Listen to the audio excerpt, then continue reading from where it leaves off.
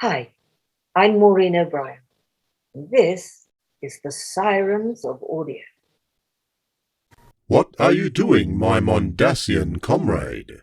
I am listening to the Sirens of Audio podcast. Listening? Yes? Perhaps it is time you upgraded to the video version, available on YouTube and Spotify. I did not know it was available there, my Earth-Shockian cousin. It is. And it is quite an excellent show. I will keep listening until I have my visual receptors upgraded. I have run out of spare parts. That is quite satisfactory. Just leave a 5-star review for them on Apple Podcasts. I will do so. And do not forget to like, comment, and subscribe to their video episodes.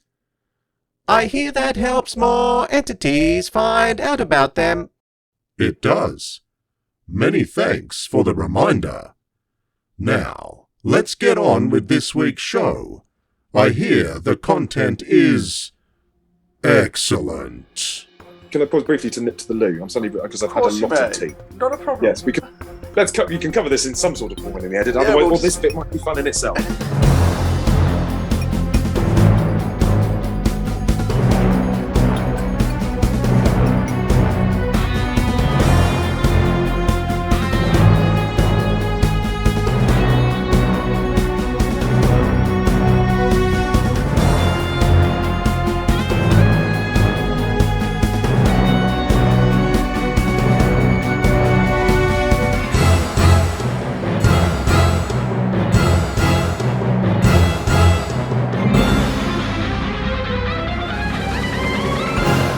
G'day audiophiles, this is the Sirens of Audio, the show that explores Doctor Who on audio. Believe it or not, I'm Dwayne. And I'm Philip. G'day, Dwayne. G'day, audiophiles. G'day Philip. Today on the show we are going to have a long overdue catch up with our friend John Dorney from Big Finish. Indeed, it's been, I think, 2 years since we've had him on, which I cannot believe where the time's gone. Yeah, it just seems like yesterday. It does, and I think that you were doing it from a strange place, if I remember last time. I was sitting on a cliff top on the Eyre Peninsula in South Australia. Well, there you go. Beautiful And I don't think you know where it is, do you? No, not really. About 8 hours from Adelaide. It's right on the bottom of Australia, mainland Australia, and if you want to know any more detail, Google it. That's all I can say about that. Google's all your right. friend. We are going to talk about a lot of the releases that John Dorney has been involved with. That's going to be the bulk of our chat with him. But before we get to that, do you know what we need to do? No, what do we need to do, Dwayne? Well, first of all, I need to say that we had some backlash over the last couple of episodes where our sound effect for the rabbit hole was changed. And we've had some listeners protesting the change. I think backlash is about to be a bit strong, Dwayne. No, I'm calling it backlash. I want to make it more controversial than it actually is. I want some clicks. All right. But after talking with you, you've convinced me to not change it back like I was going to. So let's jump down the rabbit hole.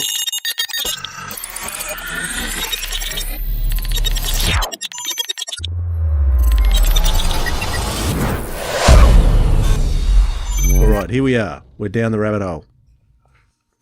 Now, we've had a trailer for the next episode of Doctor Who hit our socials and YouTube channels and wherever else it's come out this week. I don't know if you've had a chance. Yeah, no. I don't know if you've had a chance to see it yet, Philip. I should probably have a look at that, but I haven't yet.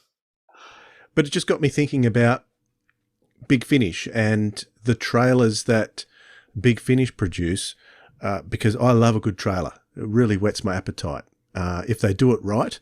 Are there any trailers from the thousands of Big Finish releases that really stand out in your mind that have whetted your appetite more than any other? There's one particular trailer that is my all-time favourite trailer. What about you, Philip? Don't pick the same one I'm going to. Oh, I don't know. Maybe it might. And of course, we do have an excellent episode speaking to Chris Thompson, who makes trailers. Ah, yes. So if you want to go back and have a look at that. I love Chris Thompson's trailers, and I can always pick them because he's got certain tropes he uses. There's a really great one he did with a Dalek, being destroyed, which I think was for Time Lord Victorious, a preview for that. We'll see if it's the same one, but the one that I really love it's a Chris Eccleston, that's coming of the Ninth Doctor, where Chris Eccleston does an amazing little monologue, very much like the TV series, and there's a whole series of images that go with it, and a big jump scare at the end. Yep. So I think that was the one that made me really excited that Chris Eccleston was coming back. So I'd heard the news, I was pleased it was coming, but when I heard and saw that trailer, I was thinking, it's really happening. It's going to be brilliant. Do you make a point to listen to the trailers when they're announced on social media? If you see a Big Finish announcement that says, here's a trailer, do you always click on it? It depends how much time I have, to be perfectly honest. But yeah, I usually do. Whenever the new trailer comes out, I go and have a look. I'm always curious to see what they've done with it. But I'm not big with spoilers. I don't like to know too much of what's coming. Yeah, you like to go in cold, don't you? I like to go in cold. So more often than not, I tend to look for trailers after I've listened to the box set. So then I can actually compare and see, did the trailer match up to what the stories were really about? How much was it? Was anything spoiled? Was anything sort of teased in a good way? Did it actually match up with my expectations? So I probably do tend to be more an after person than before, because I do like to go in cold. What about you, Dwayne? Okay. I'm sort of 50. It depends on the time factor as well for me. But if you want to know my all-time favourite trailer, it is the trailer for Doctor Who Davros by Lance Parker. And I don't know if you remember that there is an opening scene before the credits start where Davros is doing this monologue that builds up and up and up to the point where, actually, I used to use that as the start of the Sirens of Audio when it first started, where Davros screams out, "This is not the end, this is only the beginning." And they incorporated that into the trailer, but they cut it in such a way as that they put in completely unique music for the trailer. So it wasn't just cut from that monologue from the finished product. It was redone especially. So they took Terry Malloy's vocals, and it's such a spine-tingling moment. I don't know if, in my mind, there's ever been a trailer to top that one. Been very good. There you go. Better track that one down. Have another listen to it. Yeah, definitely. Definitely check it out. When I press this switch, I will die. It will be painless, they say. But if I survive, then something stronger will emerge. A new race, the supreme power in the universe. I will not press this switch. I will not cower. I will not die. I will not die. This is not the end. This is only the beginning. He's activated the detonation sequence. We can't outrun a nuclear blast, Doctor. They're building an army of robots. How long before the radiation cloud reaches the dome? I want to write the definitive biography of Davros.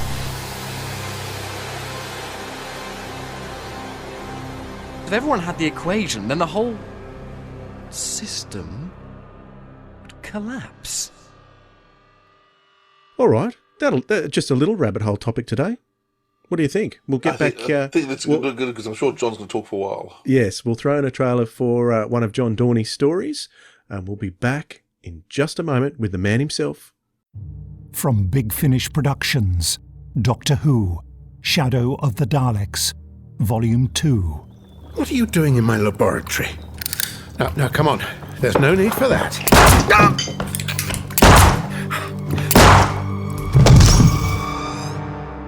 There he is. Look. My darling son. Oh, he really is dead. Did you think it was a joke of some sort? It wouldn't have surprised me. You know how he likes to be the centre of attention. Now, I need to find out what I meant to each of you in order to determine the identity of the murderer. You mean you plan to solve your own murder? Exactly.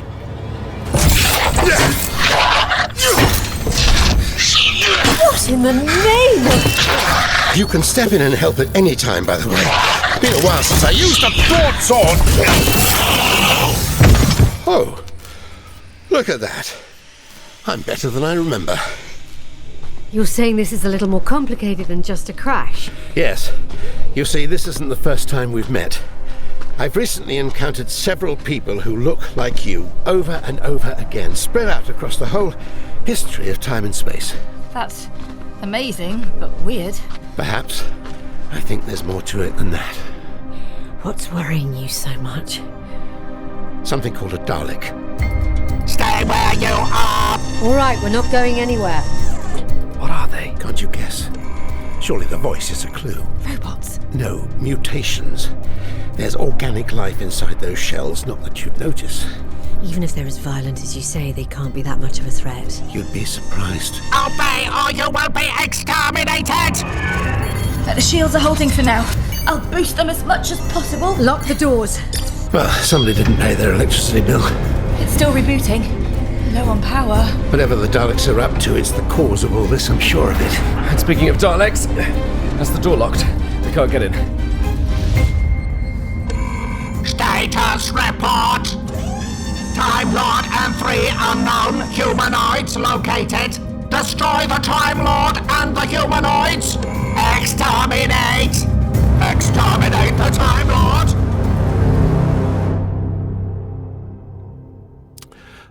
Right.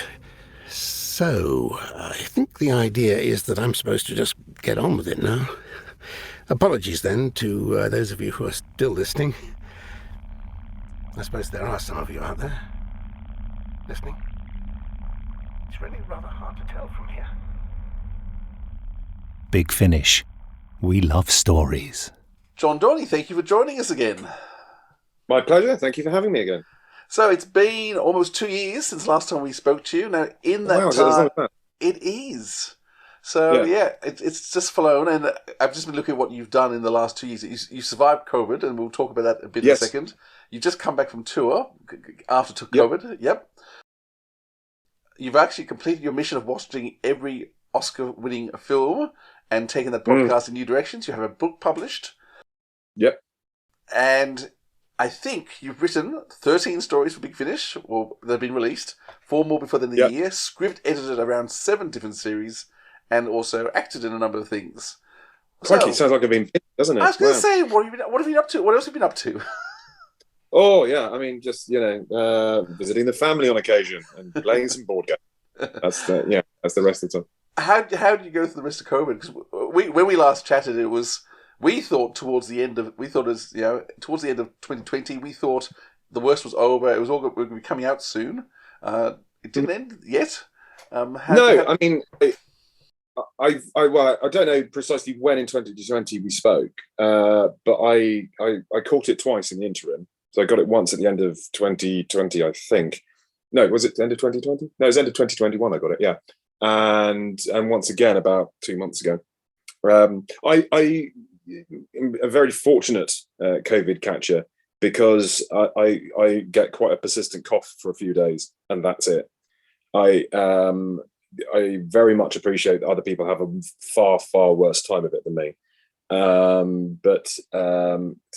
was being very much on the lucky side of it when I got it. I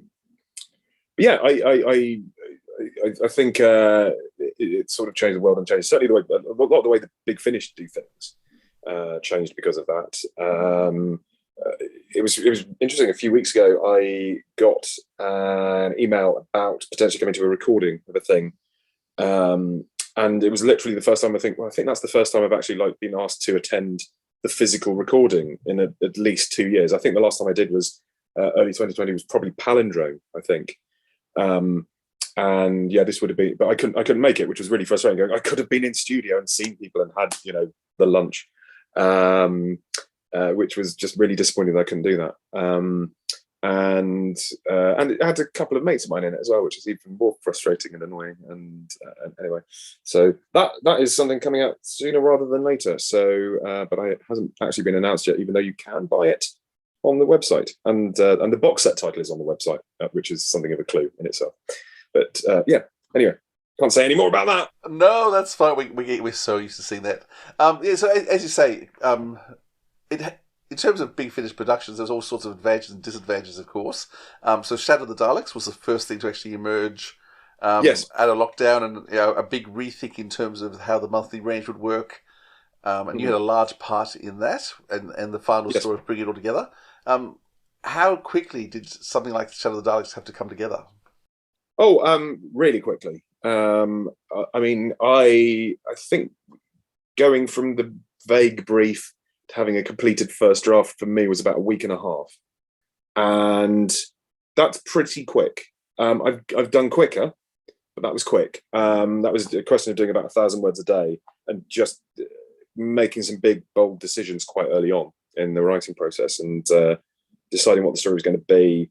I think if I remember right, I must have had like the vague idea of what the story was and the setup was that sort of Thursday, Friday, and then figured out what the plot was over the weekend, and then could write it the next week after. I also thought with that as well that it was potentially going to be very useful for the other people writing it.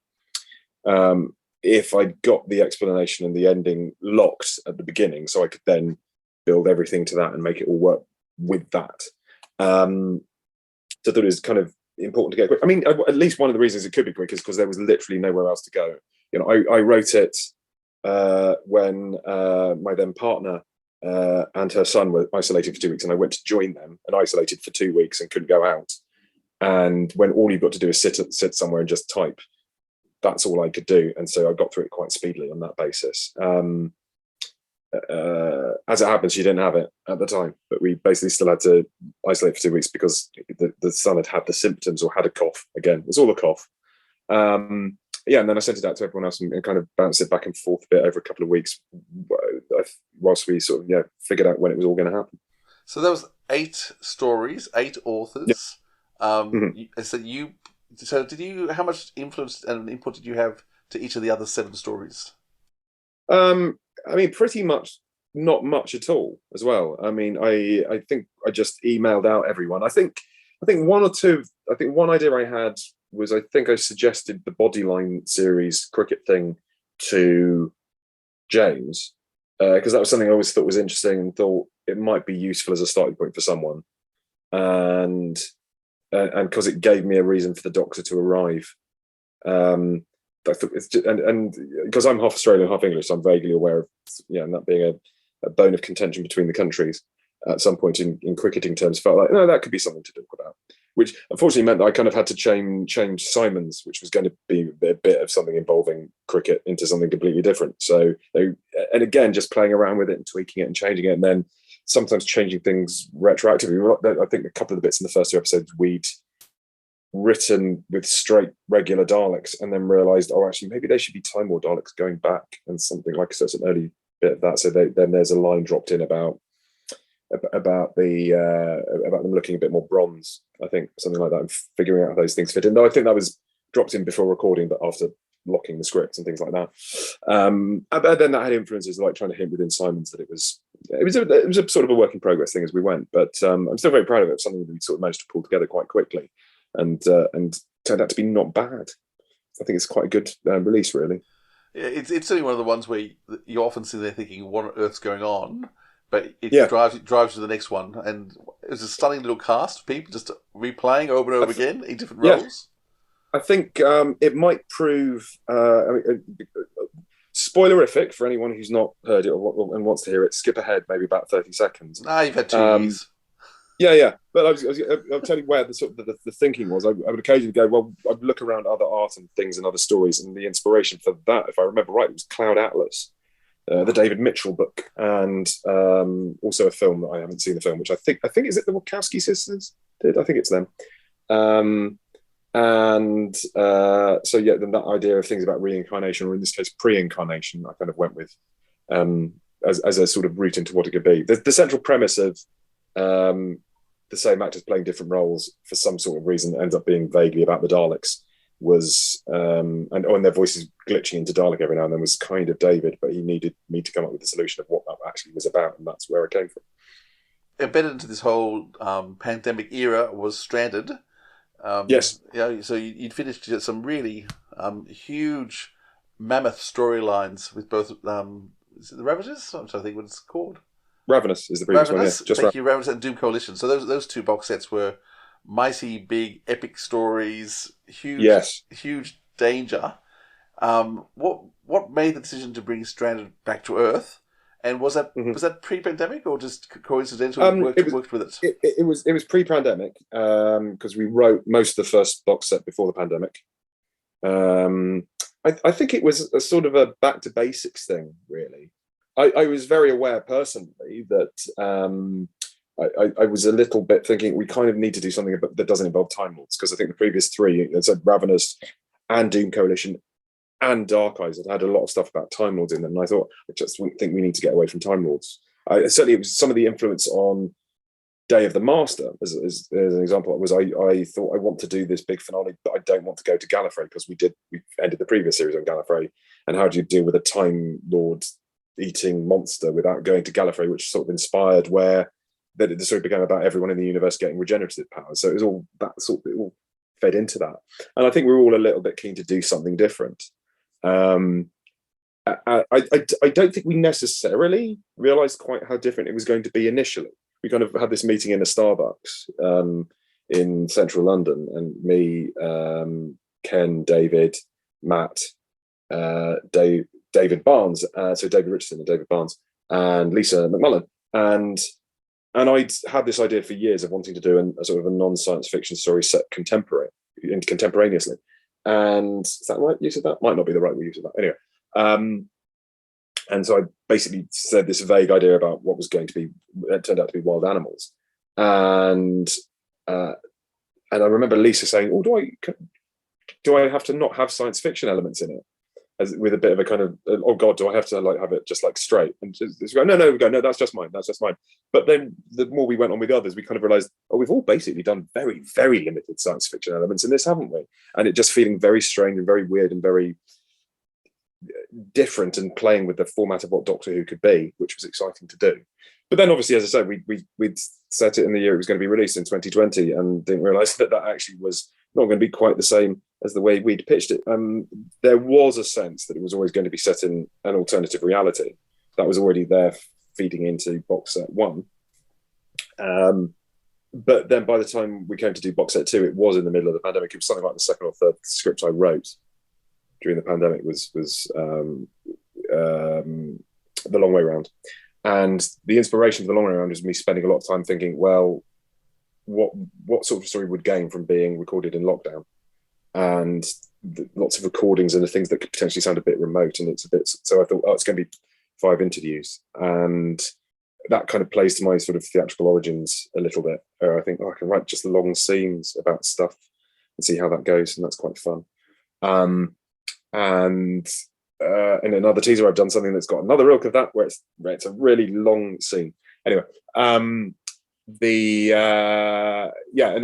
think even then we were vaguely discussing this idea of being the alternative reality. It's why the opening scene is this weird netherworld Trafalgar Square that's probably the real universe, which I was amazed people didn't pick up was the case until they got to the final story and realized that that's where it was based and came back from. The scene with the curator was, yes, theoretically set in our actual COVID 2020. Then I think it became a tiny bit business as usual, but then we did the others, I think both in 2021. I think weirdly, as I say, when I got COVID, was pretty much the moment I tested positive for COVID, was pretty much the moment I sent through at least possibly the second draft, which might be in the final draft, of Best Year Ever. From Big Finish Productions, Doctor Who, The Eighth Doctor Adventures, Stranded 4. Andy, we couldn't reach him in time. Everyone died. The whole human race. No, that's what you went there to stop. Robin, he did this. I did this. I need to find him. Fix things. We need to get off the ship. It's about to crash into that space station. Now is not the time to nip to the loo. He's a curator. Helen saw him a few more times than me. He's a very strange man. If the Doctor can't find a way to stop this... Come out! Come out! Wherever you are, 10 seconds until impact. Everything will end. All creation will blink from existence. That thing wants to eat my soul. Yeah, but don't panic. Why aren't we panicking? Because they only hunt at the dark. Oh. It is dark! Big Finish, for the love of stories. You've reached the voicemail of the Doctor. Sorry I can't take your call, but I'm probably out saving the universe. Please leave a message after the tone. You've really been playing around with form a bit with your writing, so kind of started with Palindrome, where you did the story working backwards then forwards in terms of that twin thing in Time War Box 4. Yes. The wrong way round, as you said, was a series of two-handers, which just built slowly climactically. What just happened? Totally in reverse. And even Best Year Ever, which was, I guess, I think it's probably the first pandemic story script I've heard. Someone actually trying to deal with what we're dealing with life. There were definitely a few. I was sort of inspired by, I don't know what it's called. Was it called Together or something like that? Yeah, a sort of TV drama with James McAvoy and Sharon Horgan, which is excellent. That's something I think it was called Together, but I can't remember entirely. But yeah, I got very aware when I was writing, particularly actually weirdly when I was doing 3, because I already figured out what 4 was roughly going to be before writing. So 4 was going to be before 3-4. I'm aware that they're all going to be really weird Doctor Who stories. So the one without any science fiction, the one that's just interviews, the one that's the year of the pandemic, and the one that's backwards. I kind of thought they will have to have something that wasn't the usual way they're done. I mean, I think I've been kind of playing around with form for a while. There are some which are kind of a bit weird and structured a bit oddly, and I mean, certainly something. I mean, Palindrome is a good example. Though also, there's things like it takes a thief. Long Shot, the second Lady Christina I did is 4 different perspectives. Just because every now and then I find myself going, I could be quite interested in doing something a little bit mad. If it's often if the question of going, I'm struggling to find something that grabs me about a storyline and go, well, what if I mess with the form a bit? What if I do something about the structure and things like that. I think I did suggest a backwards story years ago. Though there was going to be somebody going forwards whilst the rest of the time is going backwards. So he'd go skipping back a day. So elements of what became Palindrome all fed into that. And I think I was turned up. I think that's the story that eventually became Life in the Day, actually. Right. And there are definitely some earlier ones where I've done it, where people will just kind of go, oh, it's John doing something weird with this form again. He's doing some odd structure stuff. Let's just go with it. It should be fun. I still get amazed that people still ask questions about the fact that is something wrong with my CD. I'm looking forward to that happening again later in this year. I will say in advance, no, Paradox of the Daleks is supposed to be like that.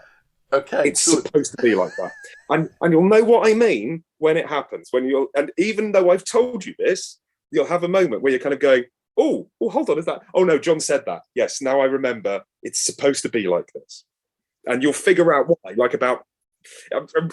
I'm desperately looking forward to the comments on Twitter when it happens. I'm going to have to go. Yeah, no, just give it another 2 minutes. Give it 2 minutes. You'll be fine. You'll figure out that it's fine. This reminds me of the first time you were speaking with us. You were saying almost exactly the same thing about one of the cliffhangers you put into Dalek Universe. Oh, yeah. And you were hoping you were... And Twitter actually did melt down over that cliffhanger at the time. Yeah, it was exactly that. It's that bit going... I think even when it was actually released, I think I said on Twitter something like that. They go, oh, I see Dalek Universe has come out now. I expect to have tweets in about 1 hour. I think it was much less than that. Much less than that. Yeah. It's just that, everything's exploded. Yeah. Is that what you plan to do? You like causing a bit of a stir online? I mean, not really. I mean, I like to kind of do... I like sort of big moments, and I always thought I'm sort of the same as I am as a writer as I am as an actor. I'm a bit of a tart. I think that's always kind of the bit that the kind of main in terms of, I think Matt Fitton and I have a very, very similar style, and we write very similarly. I'm a massive tarty show off in a way that he just is really beautifully constructed, elegant things that he doesn't feel he has to kind of show off going, hey, look how clever I'm being, in the way that I sort of do. He just does these elegant little beautiful constructions. But yeah, my tendency is I will think of big tarty moments and go, that's really exciting, let's do that. And obviously they don't happen all the time, but certainly for some stories it felt like it was apt. So certainly, like, I remember I remember, I think I like Stop the Clock quite a bit. I'm very happy with Stop the Clock, but it's the one Doom Collision story I feel myself kind of go, it's not my favourite. And all the others I kind of feel have a big thing they're doing that's quite fun and exciting. And Stop the Clock is the finale, having to put the pieces in to finish it doesn't quite work. So I was very determined when I was doing Day of the Master that I thought I want this to be a big sort of tarty and a big fun thing. And so some of that came from, I seem to remember like somebody talking to Russell T Davies about this, and Russell T Davies would think of like big moments, big fun moments. And so I think once I got this notion of what if everyone in the universe starts regenerating, that led to what becomes the beginning of episode 2. And that led to the massive cliffhanger at the end of that, which again was this bit of going, this is just quite big and fun. And so I like those kind of moments. But obviously they're all in service of the story. And if you come up with a big tarty moment and you can't find a way to make it fit naturally in the story, you can't do with it. And certainly with something with Buying Time in the Wrong Woman, that was the result of, I think, ages of wandering around the Imperial War Museum gardens, just trying to come up with something. And it had loads of different little ideas and different places. For a while, it was going to be, I think, called something like Time Pirates with an exclamation mark, and people chasing the monk, who I think was always going to be a nun, but never quite. It wasn't the same plot as the one we've got. And I think there was one time when I was going to suggest actually killing the Doctor at the end of one episode and possibly regenerating someone else, but like genuinely killing the Doctor, and then the next episode is that, or no, I don't know, it might have been killing Tom Baker and regenerating someone new, who then had to travel back in time and fix the previous, or something along those lines. Might still do that, you never know. But all of these weird things that like factored into it, where all the bits of the process. So I think certainly something like when I was thinking about Time Pirates, I came up with this notion of what if the monk's TARDIS is a Bible they carry with them. And the moment I thought that, I thought I'm keeping that, because that's just, and so that's why that transferred it. And I think the moment where I thought this, thought I'd had years ago about doing a fake out regeneration, and because I always thought it'd be a great way to end a series, like have the Doctor get shot and regenerate, and then the whole of the next story is the new Doctor, and then the end of that story is revealed that that isn't the Doctor, and the Doctor's, I thought that'd be fun. And so the key thing for me was thinking of fake out regeneration. That would be fun. And the moment you've thought of that and you go, oh, that will break the internet, it's kind of irresistible to go with. I think I was, more than anything, I was worried that I wouldn't be allowed to do it. Because certainly when you've got sort of David Tennant in it, I think everyone's very keen that David Tennant's very up front and centre. So I think it's why I think that I factored that in. So there's all these like, the visions Anya has of him are just mainly to make sure that people are reminded, go, no, David Tennant is still in this, and we're not, wasting our money like hiring him for the day. Yeah, that was great fun to do. So I guess it's harking back to your theatrical background, like you've mentioned before, that you don't have that theatrical interaction with someone listening to audio, but when you put in these little seeds that you hope to explode, that's kind of getting a reaction, like you do in the theatre on Twitter. I always want to get a reaction. Yeah, I think I think somebody might have said something at one point where they thought my general desire is to sort of make the audience cry, either with laughter or with sadness, and I think that's a reasonable point. I kind of want people to feel something, even if that's just thrilled. They can't all be the big emotional pieces, and they can't all be the wacky comedies, but some you kind of want them to just be having a blast listening to it. And I think that kind of happens most of the time. It's not a precise science, so there's some I kind of go, oh, I'm not as keen on that one as necessarily that one, but there are some when I just feel, I feel I really did a good job of that one. And there's a few of those got come up. So as I say, I think Paradox of the Daleks and Here Lies Drax are both hopefully very entertaining and very different in style from Stranded, and both very much sort of standalone stories, and both kind of just focused on the audience having a good time, really. So another thing probably based on the pandemic was Dalek Universe 3. Yes. Because David Tennant suddenly became available. Was any of that being thought about before the pandemic, or once it came about? There had been vague ideas, and I'd sort of nominally worked out the arc for the overall season. And some of it was underway in different degrees, but a lot of the stuff that was underway in advance then wasn't really usable and had to be sort of repurposed. But the majority of it, was kind of, there was a nominal plan. Then actually then kind of taking that to storylines and scripts was trickier. And I think I was quite late in the day because mine was the setup and it was a 2-parter, and I wrote, and this is the setup. And I thought about where everybody else's took place in the arc, but I thought, oh no, this just is where it starts. Oh, okay, that's all I've got. This is where it starts. Probably involves time because of the setup, but that's all I got. And then figuring out what the plot was became a little bit panicky. But then, when sort of David was on board and pulled the trigger, in effect, it became a bit of a kind of a power through it situation. But again, as I say, there was nothing else to be doing, and so it never felt like it was a rush. I always feel a bit bad when I talk about things being done quite quickly, because I think people think you might rush. It goes, no, I took exactly the right amount of time, and I think certainly it's very easy to write Tennant quickly because his dialogue is so that you kind of have to write it with a degree of energy, and you're kind of powering through it. And also because I'm quite attention deficit disorder, I found that if I'm enjoying it, I get really hyper focused, and I could I wrote I think I wrote one entire quarter. It's like 5,000 words I wrote in a single day. Wow. And that wasn't because that wasn't me rushing, because my deadline basically was I had to do about 2,000 words a day, which is fine, very possible. But 5,000 a day was more than 2 times my amount of the day. The reason I wrote 5,000 words in a day was because I was having a blast. It was most of the early stuff with the newcomer, and like the post-regeneration stuff. And you just go, I'm just enjoying this. I'm just not going to stop. What else am I going to do? Why would I stop? So whose decision was it to bring back Anya Kingdom and bring in Mark 7?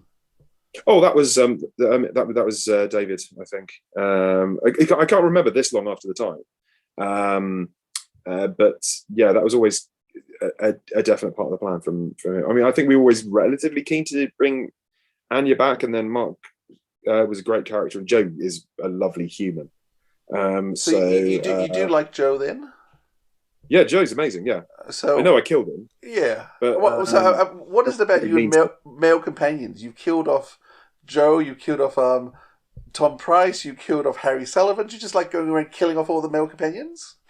I mean, to be fair, they've all come back. So I mean yeah, no, you mentioned that. That's something of a trope, isn't it? But I mean, I not originally intended to kill off Tom Price, but that was a suggestion from Matt, so I don't take any responsibility for that. But Mark was definitely a thing, but that's just, I think, because obviously it was sort of right for the story, and for the stories we did. And I wasn't originally supposed to be writing the episode where I killed him, so that was by the by. That was tough to do because I really fallen quite in love with the character. He was a delight to write. But they're saying, then you go, but really he has to be bumped off, and for the plot to work. And I mean, I was desperately keen to do it in a way that was kind of shocking. I mean, I think that's one of my favourite bits in that specific script is the Trojan Dalek of like I wanted to lead the audience down the line of a cliche. Of this idea that he says her real name, and then she kind of whatever their nickname or whatever it is, I can't remember, and then she just kills him. That's fun because that's always the bit in any other story we go, oh no, that's when he breaks her, when she's suddenly fine. No, it's not.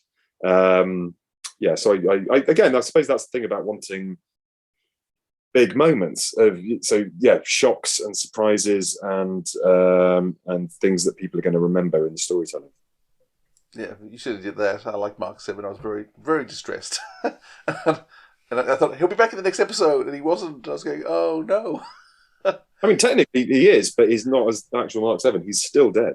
Yes, he is. From Big Finish Productions, Doctor Who, The 10th Doctor Adventures, Dalek Universe 2. Shuttle instruments say this is Jansen's world. Not much else. Visitor protocol initiated. For your safety and comfort, please proceed inside. And you're pretty advanced already, aren't you, Mariah 6? So advanced, I reckon I've met your brother. There are other androids here, Doctor. Dozens of them. Oh, don't believe this! Let me out! We heard someone shout. What's going on? There's a body on that trolley, Doctor. What's happening? Something's wrong. Please! What's happening, Chief? I'm not sure. The Daleks have devastated Earth, the solar system, the galaxy, countless worlds. Who'd want this many dead Khaleds? The Thals. We have an expert witness, someone who claims to be very familiar with Daleks. Halt, or you will be exterminated. I wouldn't try threatening me, Major. People do that an awful lot, and it never ends well. Aim your weapons. If he tries to flee, shoot. Kiss this machine goodbye! Go! No! I was lost. Now that's not a folly, is it? That is what we call in the architectural trade a palace. Well, Anya Kingdom, have you decided? No time to weigh up the pros and cons. Hold on tight. No, I hope you know what you're doing. Yeah, you and me, but... Big Finish. We love stories. One of my favourite things that you wrote recently was Calamity Jenny in the Jenny series. Just hilarious. Why? How did that come up? How did you decide to do that? Oh, I mean, well, I think I can't even remember the origins of that, because again, that started well before the pandemic. I remember like meeting with Adrian and Matt and what's his name? What his name? Other chap who wrote it. The other chap. And I was having a conversation in a bar in central London. We did a lot of chatting in central London about when we developed in bars, by the sounds of it. Yeah, and I think I just got this idea in my head of I really wanted to have Jenny on a horse chasing down a train in the Wild West, and I didn't know anything more than that.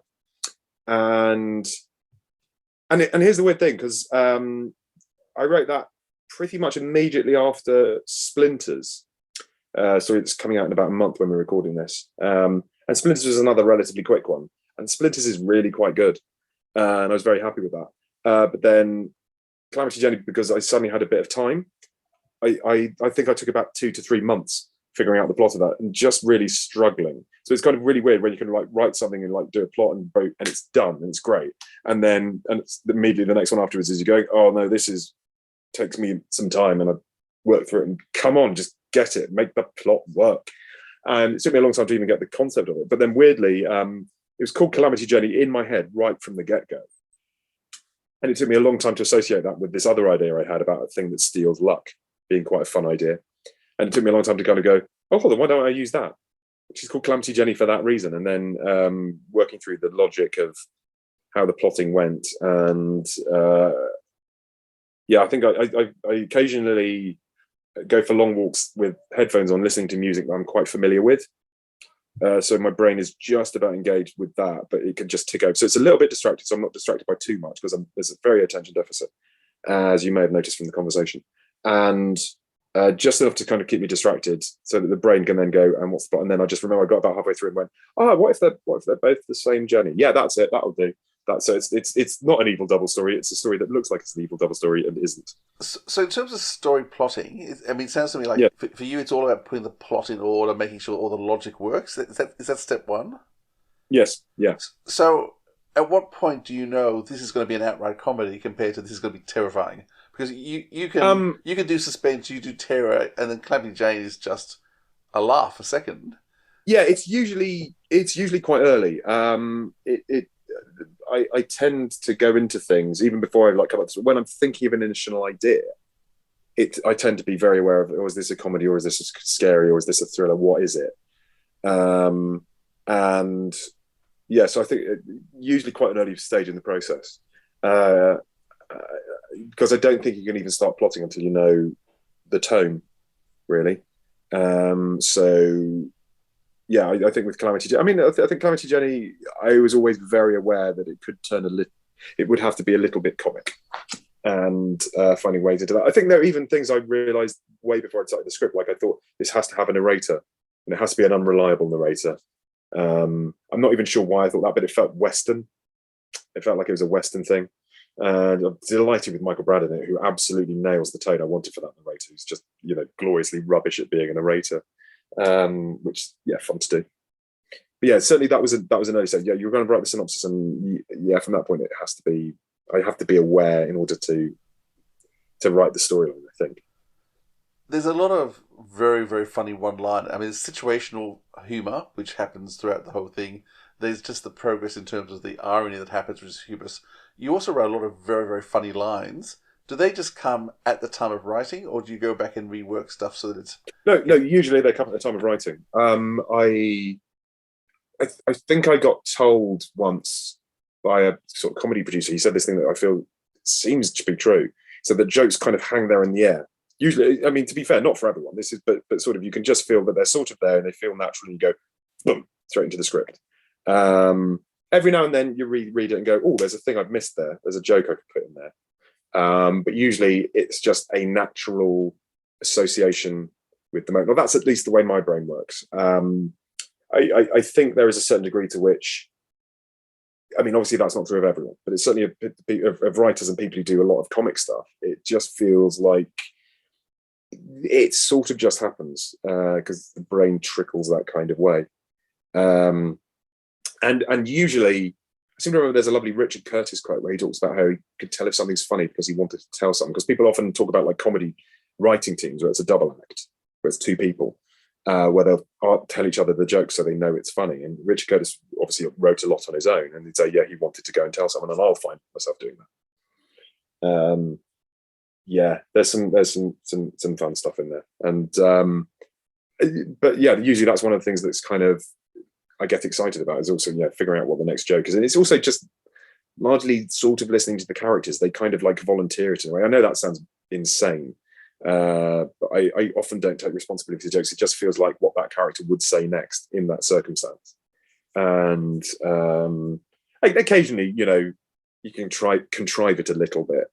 So I seem to remember there's like one in Dalek Universe, which is well, I suppose the Dalek Universe one is a good example, where I just needed Anya to say, but I still haven't found what I'm looking for, or a version of that line. And once you've written that, it just feels like, well, clearly David Tennant's going to make some sort of Bono reference. He's got to. That's just feels natural. But it also meant that you're going, and I have to word that first line specifically to get that set up to work. But I haven't found what I'm looking for. Obviously, doesn't do the joke, so it has to be. But I still haven't found what I'm looking for. But there's a certain contrivance, but at the same time, also, it just kind of happens once you're thinking along those lines about, and you're just trying to think, what would that character say, and you're just hearing their voice. And most of the time, I say they just volunteer the jokes to me, which sounds weird, but that's just the way it happened. They like there, and you just pluck from the air and put them in the script. You want the story? Sure, I'll tell you the story. It's a good one. It's got it all. Good versus evil, gunfights and jail cells. A race against time with a tragic ending.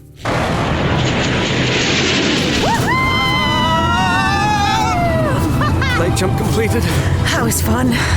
The Jenny 8 is a very good ship. Not the name of the craft. Is the name of the craft. Should we do it again? From Big Finish Productions, Jenny, the Doctor's daughter, still running. So the best thing for us to do is to keep ourselves moving. Therefore, we're going to need that reactor for the ship. And to get that, we need to go... inside the Moldavarium. Seriously? I'm just trying to keep it light. The girl and the boy just entered the building. Monitor them. I want to know everything they do and anyone they speak to. This will become the home of a new cyber race. The Cybermen will be victorious. There is no way off this ship. Stop and surrender. I wish we knew why it was trying to kill us, Just a reason would be nice. I'm sure it's nothing personal. Security alert in audit room 9. Noah, grab Geraldine, then grab me. You will be detained for security. Oh, no, we won't. Big Finish. We love stories. Now, hold tight, everyone. Here we go. Allons-y. I don't know why I said that. I mean, I guess the other place you do that a lot is the Avengers. Oh yeah. You won't believe... you haven't heard, I mean, they've just announced this train terminates here, where the villain is Paul O'Grady, and I kind of made it my special mission to have as many train puns in that as I possibly could, because there are loads, Yep. I think we might be on the wrong track, and all those kind of things. But I think there's a certain wit needed for the Avengers and a certain style. It means we're always really specific about who writes them, because it's not necessarily a great fit for everyone. But a lot of the people we've wherewith are, you know, great at these things. What's the process in terms of being able to take a comic strip and turning that into a story? It's variable from time to time, really. The way it tends to work is, well, first up stage is going through the strips and figuring out which ones are kind of fun or interesting or got some potential for storytelling, and then figuring out who we think is a good fit for writing them. I mean, usually because I'm making the selection, there is at least part of me going, I'd quite like to do that one because I've already got some ideas for it. But then just figuring out who's available, who's interested, who's going to be good for writing specific ones. And sometimes that works in kind of unusual ways. I remember, so for example, Tom Salinsky and Robert Kahn, their first two they did, I think, were both a bit minefieldy. Because one had a lot of little people in it. Is that the right term? I don't know anymore. And the other was about an African nation that was a bit fictional. So all these things were going. I went for Tom and Robert on that because I knew that Tom does a lot of work with the Guilty Feminists. He produces that, and he's very aware of what you can say, what you can do, all of that sort of stuff. So I thought, you know, he'll be able to treat this absolutely the way it needs to be treated. Boom, Tom and Robert. And that meant that when they were coming up with a third, I thought, I kind of feel I need to give them one that's easy. And because I've also tried very much when we've been looking through the strips to kind of find one going, well, that one's going to be a tricky one to do. So, but we'll use that because you're trying to, like, if anything, I don't want to basically end up with a final box set where you're going, and this box set is all the stories that we've struggled to find ways to make work. So now we're just doing those. So occasionally, it's almost like a rule of thumb of going, let's put in one that's a bit tricky to do, that we have to come up with something, some sort of angle, some sort of edge. And then that basically meant that that I then figured out, well, I probably need to do one of those myself, which is the alien story, the alien predicting the future story. I can't remember what the title is. Is that called What Happened Next? I'm not sure it did. I can't remember what it is called, but it's aliens who can predict the future. Yeah. Where the original story is insane, and I remember reading it thinking, okay, well, you definitely can't do like half of the original comic strip where they like travel into space and meet Father Time, and it's all taken quite straight. You just go, but I feel that there's a germ of something I could turn into an Avengers story if I'm like channeling my inner Philip Levine, and so that was some of the challenge. But then the actual process is different from case to case. I think generally speaking, one of the rules of them is if we've asked for a specific story. I found this with one worked on quite recently. If we asked for a specific story, that's because we kind of want that story. And so there was one where somebody came in and then just like added something, an entire extra element to it. We go, I mean, that's kind of fun. It was fun, but we might have a story like that anyway in the part, because I think in that case we're going, there is another story that sort of matches that. No, just do a version of this story but make it more Avengers, or fix the plot holes and all those sort of things. But it can be, so certainly some of them follow the strip quite closely. I think This Train Terminates Here is relatively close from almost like beginning to end, but then something like This Year with You Won't Believe Your Eyes, I think maybe about the first half of it is quite close, then it begins to veer away into its own territory. Where are the strips from and how long are they? Oh, I mean, variable places. I can't remember where they're from off the top of my head. Things like TV Comic or things like that. Those sort of little sort of short strips that they can be as short as, I think at least one of them. I think the one that became the 7 Deadly Assassins was from an annual, and it was about 5 or 6 pages. Also included, if you look it up, it also includes one line that we were absolutely never going to use, for the same reason, because it references a poem that you know is referenced quite famously in the title of an Agatha Christie novel. Yeah, which then now doesn't have that title for some reason. That was I remember like emailing Roland, was going, see if you can spot what line we're not going to use, because I will try and use as much of the dialogue from the original strip as I can just for the sake of it. Not everyone does that, and sometimes it's sort of weirdly repurposed. So something like one of the early ones, what's it called? Just the Deadly Six, something like that. It's not that, it's something different, but I feel Secret Six. Yeah, the Secret Six. And I think with that one, that's again one where it's almost entirely the same story, almost beginning to end. But then the year before that, the Norse Code has all of the same story beats in the same order, but they're all kind of repurposed and recontextualized. So it's whatever happens on any specific individual basis, and I kind of try to leave it to the original, to the individual scriptwriters. But most of the time, the big sort of note I tend to have for people is just as long as the basic storyline that you give me is broadly the same, that'll be fine. So if you do like a paragraph outline and it's basically the same, give or take, as the original strip synopsis, it's fine. Do what you like with that, though. So yeah, it's still got to be an adaptation of that strip, but it's still, yeah. Why, Mr. Steed, Mrs. Peel. How good to see you again. From Big Finish Productions, The Avengers, the comic strip adaptations, Volume 6, Steed and Mrs. Peel. Our security as a nation depends entirely on the work that we will do over the next few days. Work? That is disappointing. Breakfast in bed. What a treat. Coffee? Thank you. Toast? Absolutely. Stand and deliver. Kill them? Wasn't that a tiny bit underhand? Totally. Oh, persistent fellow, isn't he? Good heavens. Man overboard. At my signal, friends, kick down door. Well, that seems awfully impolite. Steve, you don't think that Jimmy could be the double agent? It had crossed my mind.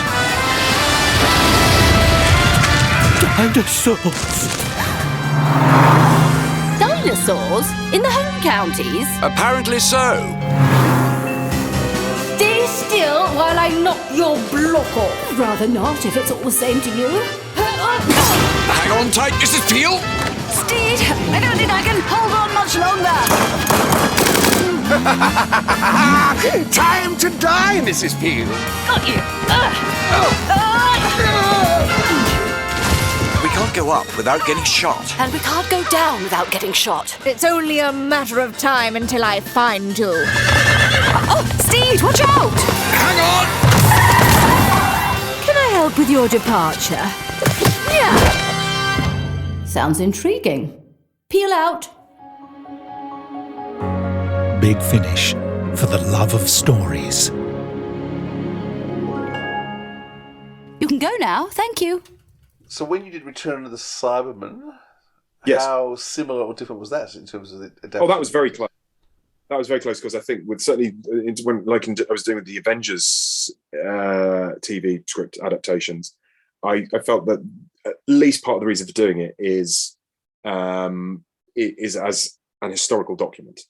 That people do not have access to this, so you're getting. I mean, you can if you've got like the Blu-rays and some computer setup. I don't know how to access that, but I'm aware that you can do it that way. But this is a reasonably accessible way of experiencing the story and the scripts that you wouldn't necessarily find as easy to get. And hopefully it's a fun and engaging way of doing it. I mean, there were changes made. I seem to remember bulking up Sarah's part because Sarah's barely in the original. I mean, she still wasn't in it as much as she'd like to be, but we wanted to make sure that when she's in it, she's in it. And so that meant that a lot of the descriptive stuff I tried to find ways of giving to her and making her a bit more present than she was, and various other bits. I think the miners in the original script were Welsh, which was I think for some reason I can't remember who wasn't keen on that, but I suggested changing them to being a bit more South African accented. To match with the colonists in Solitaire Experiment, because I thought it was a good fit. And I sort of came up with the new names for them. So I think at least one of them is Curtsy, just on the basis of that being a reference to the Booker Prize-winning novelist.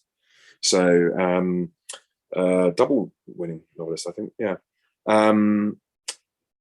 So other than that, I felt you got to keep it relatively close. I think in terms of the comic strips, there is no chance in hell you're going to get them You can't just like read out the comic strip without it taking. That's 10 minutes, and thank you, give us your money. You don't want that, and it's also they're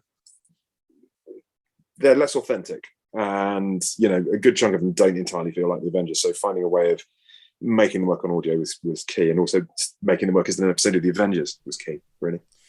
Just on the rights issues in terms of, my understanding is you can't do original Avengers. Yes. You can do the comic strips. Why the differentiation? Is that, do you know how the rights work? No. I have no idea how the clues work. It's something labyrinthine involving, I think, possibly the movie. Yeah, I know Sam, who's producing those, kind of checking things out and things that we're kind of curious about, seeing what's available. I'd love to do some more Kathy Gale stuff, because I think I remember there was a point when we were like figuring out who was going to play Emma Peel, where Beth's name came up, and someone said, "So what do you think about the idea of Beth?" And I said, "I mean, she'd be great, but she's Kathy Gale. Yeah, that woman is Honor Blackman. You could not cast anyone better for Kathy Gale than Beth." And I think that's absolutely proved the case in Too Many Targets. Her voice was just amazing. Yeah, she sort of sounds like Honor Blackman. She's beautiful tone. But also the fact that she's a bit like Honor Blackman in that Beth could kick the shit out of you. She's a boxer. I don't know if she still does, but that's the thing we're going. No, she's got this amazing voice. She's beautiful and she's thoroughly hard. So who else are you going to cast as Kathy Gale if you're needing a Kathy Gale? So it just seems that they're going, almost feels like we should keep her aside for Kathy Gale. And I'm so delighted. And then when Too Many Targets go, we are casting Beth, because there's no one else. That's the only choice. Yeah. But yeah, so the reasoning behind the rights issues, I don't know. I just sort of run with them. I know Sam's kind of looking into things a bit. We'd love to do more. We'd love to do as many as we can, really. The Ninth Doctor Adventures story that is still probably my favourite is one that you wrote called Monsters in Metropolis. And when I first saw that title, it made me think of Superman for some reason. I don't know if that was some kind of misdirection on your part, but I was thinking of Superman. I mean, yeah. It's obviously just because it's Metropolis, so yeah. Yeah. So when I looked at the blurb and looked at what it was about, it sort of, my eyes widened, because it's one of my favourite films of all time. So to have that set on the actual set of Metropolis, I thought that was pretty thrilling. How important is Metropolis to you as a movie lover? I mean, weirdly, I'd not seen it until 2020. Oh, wow. I'd had a copy, years ago. That's years ago. A lot of newspapers in the UK started giving things away for free, like films, DVDs, and books. Until there was a court case which basically stopped as a practice. But it meant that you'd occasionally go to the newspaper and go, "Oh, there's a free copy of Metropolis with this." So I get this. I hadn't got around to watching it. I was getting to the point of watching it because with the podcast I do, we watch all of the films that won Best Picture, and I was just coming up to watch Wings, which was in 1927 as the first film that won Best Picture, or the equivalent of it. And is the only completely silent film to have won. It's also amazing. It's really good. Thoroughly recommend it to everyone, though. It's about 3 hours long, so why work up to it? Do some other short silence things before it. But at least one of the ones I watched in the prep was Metropolis, which was sort of in the ballpark. But I think even before that was when I was being talking about developing the ideas for a first Doctor story. Sorry, Ninth Doctor story. And I got thinking about what happened in that season, and I started thinking about celebrity historicals and thought, who can it be? And because I was aware I was about to watch Metropolis, I thought, well, what about Fritz Lang? And my brain was thinking about other silent films, and there's a film called Shadow of the Vampire, which is not silent, but is based around F.W. Murnau casting a real vampire in Nosferatu. And I thought, oh, what if it's Fritz Lang cast a real Cyberman in? And at the moment I thought that, went, yeah, that's it. And I think initially when I sent it in, everyone thought, oh, that might be a bit silly. And I was going, no, that is not where I want to go with this. That is not what I want. I think weirdly it's one of the stories. The other one I could think of being Solitaire, where a lot of the plot, well, not exactly a lot of the plot, but some of the plot was derived after thinking of the title and because of the title. So Solitaire, I figured out the solution to the game because of the title. And when I realised what my way out the cliff, I got the cliffhanger, I figured out the way out the cliffhanger, going, but it's called Solitaire. I'm cheating, and then figured out the end. And went, that's it. That all fits. All comes together. It'd be a nice surprise. Monsters in Metropolis. I remember I was again going for a walk in the park, which is where I think of a lot of the ideas. Going for a big long walk in the park, and my brain went to thinking of going. I could call it, the Monster of Metropolis. But I thought Matt's written the Monster of Montmartre. It just sounds like the same title. Oh, what's a slightly different variation? Monsters in Metropolis, and then going, I only want one Cyberman. So why is it plural? And that's where the plot came from. Because I was just going, well, who's the other one? And where's the other monster? And the moment I got that, I knew what the story was and what I wanted to do. It was a weird one to write, because I remember doing the synopsis of that. I knew what the ending was, and I knew what the beginning was. And finding a way to get between them was the tricky bit, because sometimes it's, you don't know where to start, sometimes you don't know where to end, but this one, it was the middle, and I couldn't justify the Doctor not just destroying the Cyberman. And it was only when I figured out some ways in the synopsis that got me through it, and it was only when I was writing it, I had this line where I think there was some reference to the First World War and the reparations from that immediately went, that's it. That's exactly it. He's got his guilt, sympathy, his war stresses or whatever it is. That's where it comes from. And the moment I got that, that was my route through it. What was it like running for Chris, the Ninth Doctor?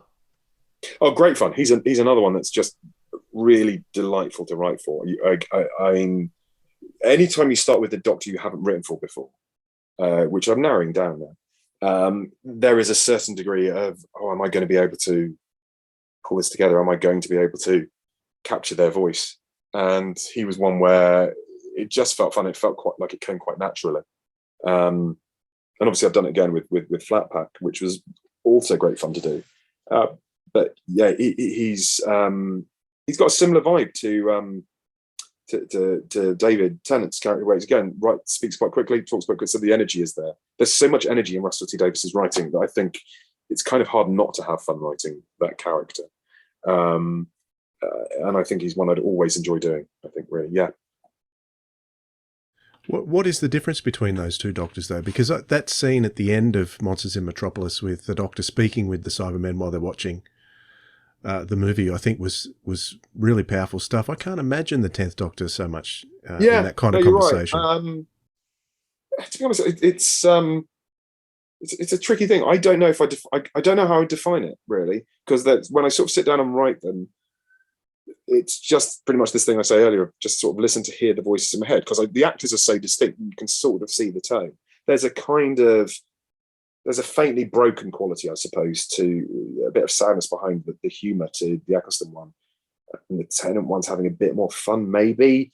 But that feels, I don't know, it's not something I ever consciously analyse. I just kind of let them talk and see if I can hear them saying it. I wouldn't necessarily be able to put it into words how that works, really. I don't want to look at it too much, otherwise it might break. If you see what I mean? There's one or two where I think it becomes interesting in the process of realizing things. Like I remember writing Colin for the first time and saying, the Sixth Doctor doesn't tell many jokes. He does bad puns, but then, which is kind of what I do anyway. But he's less sort of a witty dialogue character, which I hadn't clocked until you're writing him going, that's interesting. There's a lot of the humour in the Sixth Doctor comes from him saying something a bit pompous, or saying something in the gag happens after it, or in the gap between what he says and what, that's that, I think it was Flip that time says, and something in the middle there. So the joke is the perception of it rather than the words. But then at the same time, then you have, I seem to remember writing Tom and writing Paul and going, actually, these feel similar in vibe, in the way that I could potentially take a line out of a Paul and drop it straight into a Tom. But weirdly as well, there's also lines where I think I will think of a joke and go, that's this Doctor. I can't use this for anyone else. And there's one in Splinters, which is a reference to him having encountered killer trees, I think I can say, where I thought of this like about 5 or 6 years ago. And kept thinking I should probably pop this into a David Tennant script sometime, but there was never a point. There was never a good moment to drop in this joke. And then eventually it turns up in Splinters, because when I was writing, it was going, well, I can't really put this anywhere else. It has to go here, otherwise I'm never going to use it. Otherwise, why would it not go here? So that there can be that sort of specificity about them sometimes, yeah. From Big Finish Productions, Doctor Who, The Ninth Doctor Adventures, Lost Warriors. Give it up to us. Give it up that we might be satisfied. Do you suppose it's safe to be out of doors? Safe now, I should think. They only seem to come out at night. The stranger stared at the sheriff. What? 1925? Come on, I can't be far out. Look at the state here. Look at the state of us.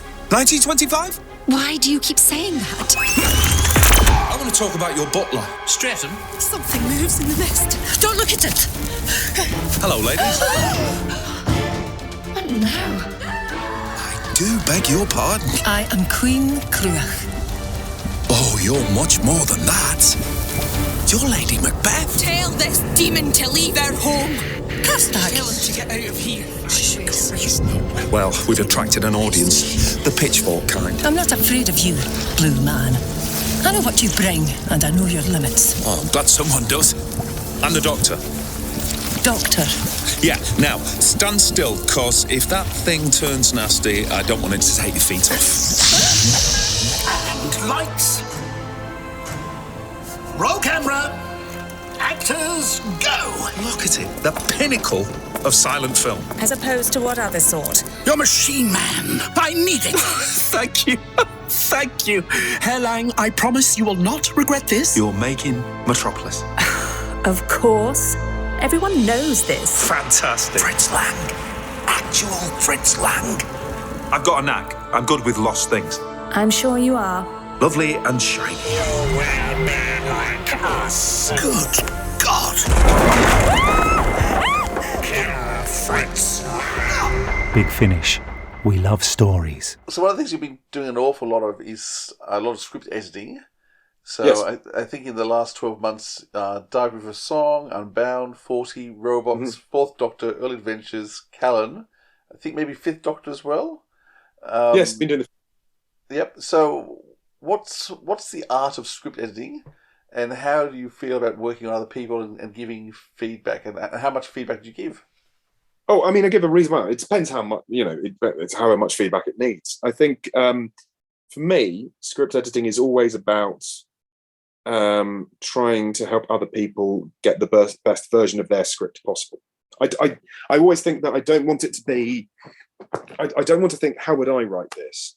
Because I'd write it completely differently, usually, and often, it's something where I go, I wouldn't have an interest in writing this story. It's not one that sings to me as a story, but it's something I'm aware sings to them and helping them make it the best version it possibly can be. That's roughly how I want to do these things. I'm relatively comfortable with giving notes because usually all the time, hopefully they're good. And also I try not to be too insanely prescriptive with it. I think often you'll give a note and someone will go, oh, but I don't kind of want to because of this and because of that. And you're going, okay, well, if that, it's not necessarily, I might disagree. It's that thing we go, but it does matter to them. If it feels like it's an important detail to them and they're going to say, no, I'd like to keep this because of this. There's a point we go, yeah, you know what, my natural inclination is to let them have it, unless there is some reason why I shouldn't.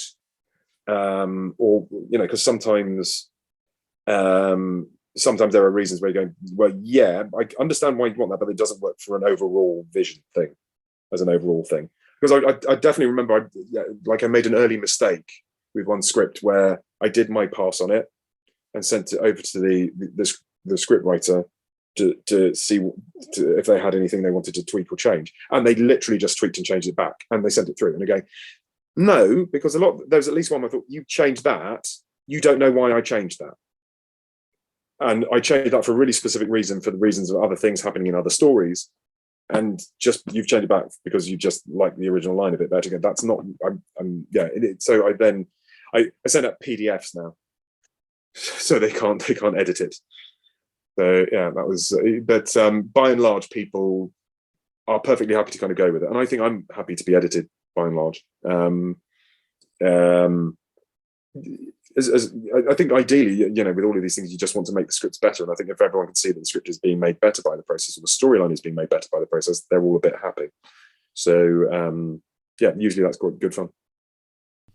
So recently released is the 10th Doctor Classic Companions, because we're time warping here. Yes. Was this part of a box that was conceived and done during yes, COVID it was a lockdown well? one. Yeah. Lockdown? This was very much a lockdown one. And it was, again, relatively tight timings. Again, you just sort of make choices quicker. And a lot of the choices I made, I'm really happy with. As I say, I really love Splinters. It's one of my favourites I've done. Just feels very atmospheric. I'd been reading a lot of Neil Gaiman at the time. I think I'd just read The Graveyard Book and Ocean at the End of the Lane. And a few years before, I'd read The Sandman again, which is very topical now because it's just come out on Netflix.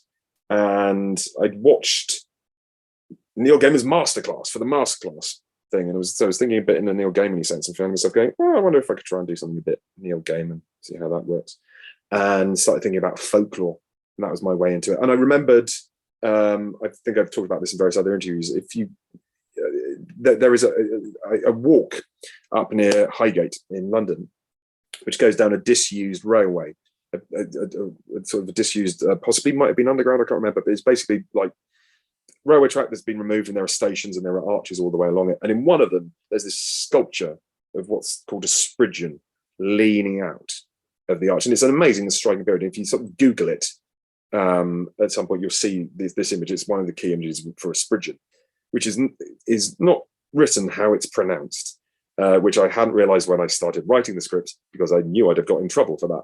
Because occasionally it's not it looks like it should be Spriggan, but it's Spridgeon. But yeah, pretty much once I went on a walk with some friends there once, I think like New Year or someone's birthday or something, and see this thing looming out the arches, and just go, well, that's going to be a Doctor Who story in time, isn't it? And that was this one, but it's not the same sort of folkloric thing, but it's got aspects of that. I suppose the other thing as well with it is, whilst I'm still very proud of it and I loved it, and there's so much I love about it, I can remember barely anything about it, because it was basically 2 weeks of my life 2 years ago.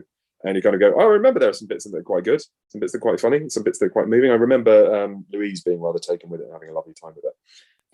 But it'd be weird. It'll be like listening to it and almost be like it's by somebody completely different. I was going to say, who got to pick the companions, and did you pick Lou?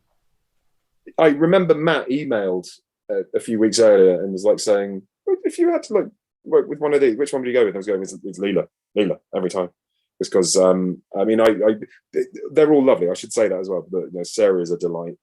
Sophie's a delight. They're just the nicest people to hang out with.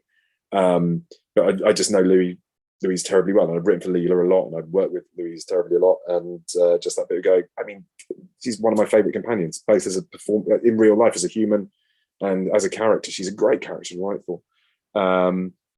So yeah, that was definitely in the mix. With just going, yeah, I'd like to do a Leela story quite quickly. Now, you've just come off tour. You've just been travelling. Yes. How long were you travelling for? I was in Boeing, and I was doing that for 11 weeks. So in fact, actually, I think this shirt I'm wearing was the shirt I had in the show. You just stole it, did you? Yeah, I did. No, I kind of, asked permission to take it. They were going to keep it. So just go, yeah, that's my shirt now. So what was it like getting back on stage? Is that the first time you've been on stage for a while? No. I'd been literally midway through a tour of Absurd Person Singular when COVID happened, and that only got delayed, but then went back to finish that off last year. Okay. So it's my sort of second run at it. It's fun. It's really nice. The audience is very delighted to be back in the theatre and whooping and cheering in a way unlike any other time you'd seen it, really. So I think it was a really great time to do. It was a fun play, and a very silly play. Boeing is a French farce. Very silly play, yeah. Yeah, lots of slamming doors and running in and out here, and timing and comic stuff. And I was very keen to do it because I'd never done an actual pure farce before. I'd done a play called Hysteria, which has elements of it, but this was like properly. No, this is slamming doors, timing, and getting through here. And also the loveliest company of people. Really. One of whom was the delightful Joe Castleton, who turns up in lots of episodes, lots of Auton films, and did a lot of the BBV stuff, and has done a few big finishes as well, including one where we're both in the same set. We're both in Dark Eyes 2, but just different episodes. She's on the list of people who people are aware of, and I'm sort of hoping the others will turn up in episodes too. Yep. Now you're now published author. Yes. Book here. Beloved, that's beautiful. It is. It's actually, I'm really enjoying it. It's interesting because first time you were on, we talked about your podcast, which I didn't know about, to my shame, and went searching for it. So I think up to episode 73 at that point, with another 20 to go. So I actually have listened to your whole podcast, but I've done it decade by decade. Oh yeah. So I actually started with the 60s because they were the movies I liked the most. And so I did the whole 60s, 10 in the 60s, and then went back to the 30s. And then, so I've sort of did, so the books come out in the decade style. So it was a fun way of doing it. Now, of course, the podcast is still going. How have you managed to keep the podcast going? And how do you do live shows for 11 weeks and still do the podcast? Well, I mean, that's tricky. I mean, we bank a few. We kind of got lucky because we had a couple of interview episodes, basically, which Tom could do on his own. And a few others where, because I wasn't like performing Mondays, I'd do an episode on a Monday of the podcast and then go and do the show for the rest of the week, or sometimes in Guildford when it's a bit easier of a commute and things like that. It was. We kept it going by starting to watch other films, having guests recommend stuff to us, and they would come in and discuss this film that they'd sort of recommended or were intrigued by, and then we'd pick things on some criteria. So we did a run of foreign language films. We're coming up with a run where it's a film that one of us hasn't seen, that it's a bit weird. In fact, I say it's a bit weird we haven't seen. There's two of them that it's kind of weird two of us haven't seen. The other one you're going to go, yeah, very few people have seen that, but it's another one that's quite fun, but I can't really say what those are yet. I'm going to record two of those, I think, this week. One next Friday, one Monday. As I say, we've had various guests. Just done an episode with Nat Lutzema, who's a comic and novelist and writer and director and all manner of things. She's very good, and she brought us Shawshank Redemption. And our next episode, I think I could probably say at the time of recording, because it'll be after that, is Joy Wilkinson talking about Apocalypto, sort of the Mayan language Mel Gibson film, which is quite entertaining, actually. Okay, good. I mean, yes, Shawshank Redemption one was actually really excellent, and it's interesting. This, that something like that is a film that I think is. I mean, I've seen it a dozen times, if not more, and it's one of those ones I just constantly pull out with friends come around just if they haven't seen it, and yet totally unrecognised. So you talk about the history, and you go, how much research do you put into it? There seems to be so much knowledge and research. There's a lot of research, but there's also a lot of stuff that we kind of already know because we're all massive nerds about these things the rest of the time. So we have a lot of stored information. Good stuff. So what else are you working on? What's coming next? Oh, I mean, more episodes of the podcast. To be honest, kind of nothing. I've written a TV pilot that I'm hoping somebody might be interested in. I've written a film that I'm hoping somebody might be interested in.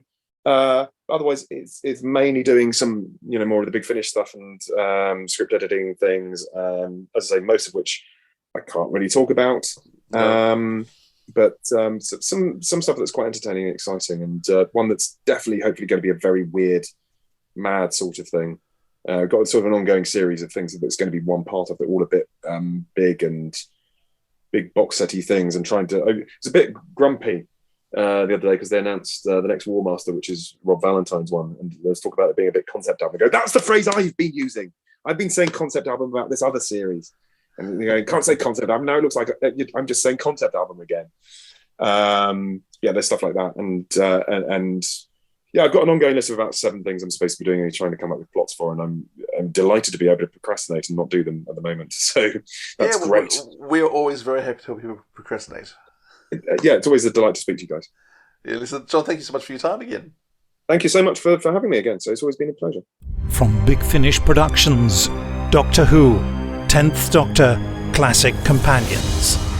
Once upon a time, that is how stories begin. But have you ever stopped to wonder what that means? K9! Yes! The whistle still works. Just like riding a bike. Standby mode deactivating. Leela, what have you done? Stopped you making a mistake, Peter Kelly. This is not the one we hunt. Leela! It's you! Floor 12. Enjoy your visit to a charitable Earth. Do my best. Miss McShane, you're back! That jump was incredible. Heart's still thumping. Thank you, Doctor. And that car roll this morning. Oh, good luck. First she's ever done. One take. You're the Doctor! Yes, Nissa! I remember! No! We're out of road! You've got a new face. Again. And you're still not Scottish. Are you sure about that, lassie? I can do Scottish. I'm totally Scottish. Exos expansion triggered. Actualize. You need to disconnect that thing. Thing, inanimate object, distinct from sentient beings. Don't listen to him, K9. You have some seriously twisted ideas about filing. Make this thing let me go! Worlds of plenty, boundless nutrition.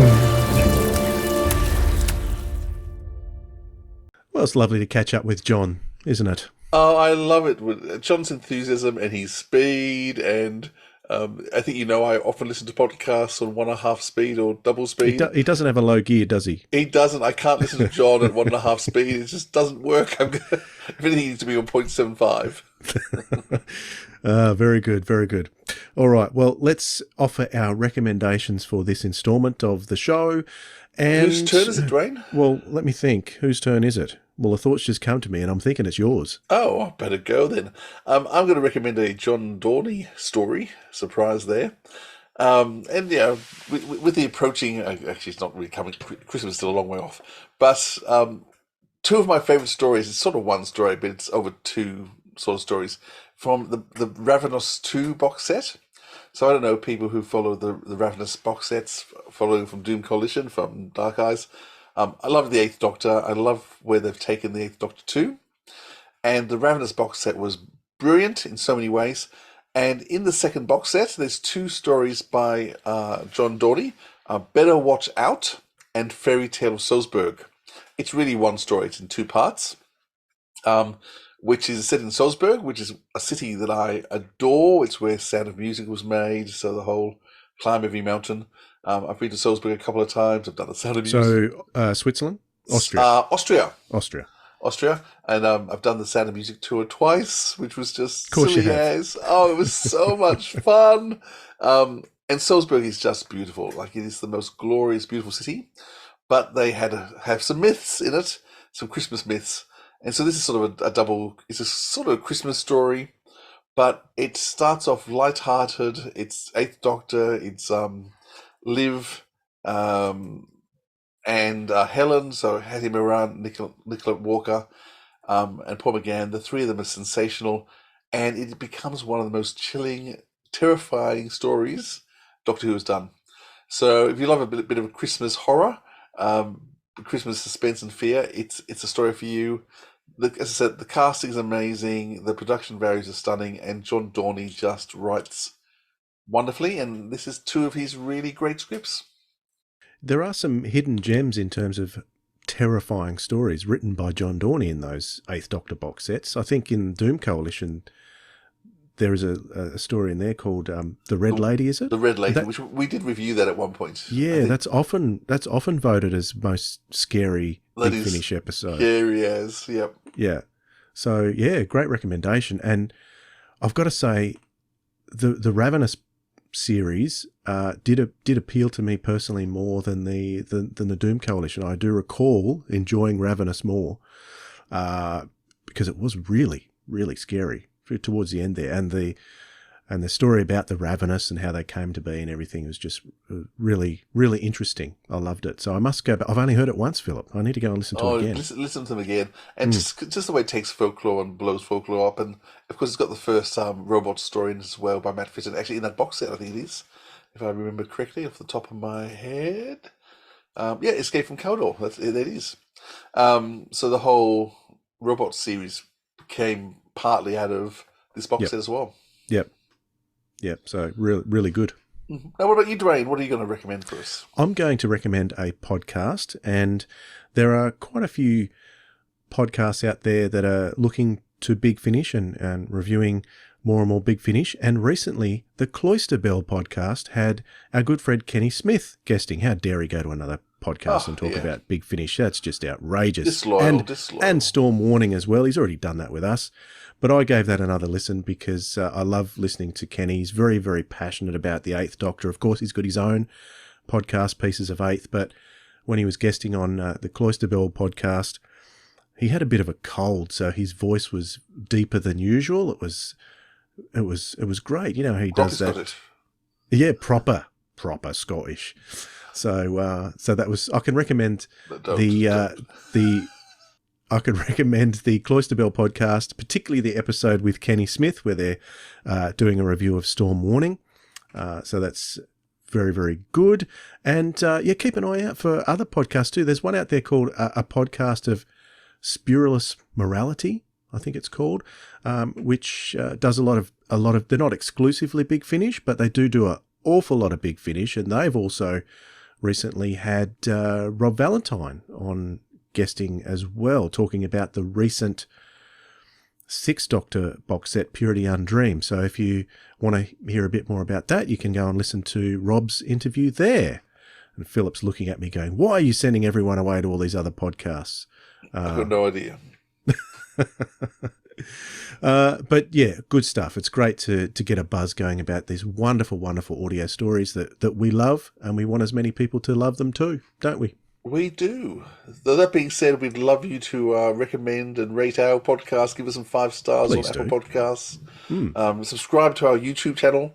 Even if you don't bother watching it, just subscribe because we want the numbers. So yeah, free podcast. We love bringing you all these interviews and things, but you can support us by just recommending and referring and marking on different podcast carriers. That would be really helpful because it just raises our profile to more people. Yeah. Excellent. Thank you very much for that. And thank you for your company, Philip. And thank you for yours, Dwayne. And thank you for all of yours. We'll catch you next time. See you guys. This has been the Sirens of Audio, episode 129. You'll know what I mean when you hear it, with our guest John Dorney and your hosts Philip Edney and Dwayne Bunny. Original theme music composed by Joe Kramer. Our website is sirensofaudio.com. You can email us at sirensofaudio@gmail.com or contact us via any one of our socials. Thanks for listening, audiophiles. We'll hear you next time.